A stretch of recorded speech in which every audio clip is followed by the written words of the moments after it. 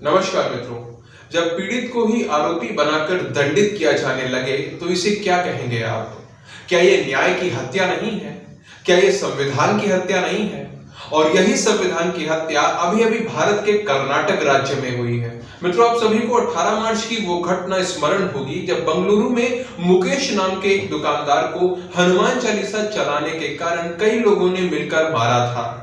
ये घटना उस समय बहुत चर्चा में रही थी और ये जो पूरा घटनाक्रम हुआ था ये दुकान में लगे सीसीटीवी कैमरे में रिकॉर्ड हो गया था। सभी के सामने सब कुछ स्पष्ट था। लेकिन अब समाचार सामने आया है कि पकड़े गए सभी आरोपियों को तो जमानत पर स्वतंत्र कर दिया गया है, लेकिन पुलिस द्वारा पीड़ित मुकेश के विरुद्ध ही एफआईआर दर्ज कर दी गई है। अर्थात पीड़ित ही आरोपी बना दिया गया है। मुकेश का अपराध बस इतना है कि वो शांति से अपनी दुकान में बैठा था और स्वतंत्र रूप से पूजा पाठ करने का जो अधिकार हमें संविधान प्रदान करता है उसका उपयोग करते हुए वो हनुमान चालीसा सुन रहा था। लेकिन जानबूझकर कुछ लोगों द्वारा उसे धमकाया गया, चालीसा बंद करने को कहा गया। जब वो नहीं माना, उसने इसका विरोध किया तो सभी ने उसे सड़क पर घसीट घसीट कर मारा। और ये कोई मनगढ़ंत कहानी नहीं है, अपितु ये पूरी घटना सीसीटीवी कैमरे में रिकॉर्ड हुई थी। आप सभी ने देखा होगा। यदि सीसीटीवी का साक्ष्य उपलब्ध ना होता तो मैं यहाँ पर सोच सकता था कि मुकेश की भी कोई गलती रही होगी, उस पर भी संदेह किया जा सकता था, उसे भी दोषी कहा जा सकता था।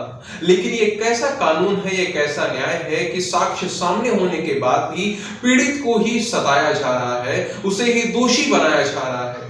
कर्नाटक की न्याय व्यवस्था, वहां की पुलिस व्यवस्था को यह सोचना चाहिए कि यदि वो इस तरह से करते जाएंगे, निर्दोषों को सताएंगे, तो जनता का विश्वास पूरे तंत्र से उठ जाएगा। लेकिन कर्नाटक के सत्ताधीशों को संभवतः इन बातों से कोई अंतर नहीं पड़ता। वो तुष्टीकरण की राजनीति में पूर्ण रूप से डूबे हुए हैं। मित्रों, इस स्थिति में मैं उन भारतवासियों से आग्रह करूंगा जो कर्नाटक में रहते हैं और मुकेश को जानते हैं। मित्रों, आप सभी लोग इस कठिन समय में मुकेश का साथ दीजिए, क्योंकि यदि आज आपने उसका साथ नहीं दिया तो कल यही संकट आपके ऊपर भी आ सकता है और तब आपका साथ देने वाला भी कोई नहीं होगा।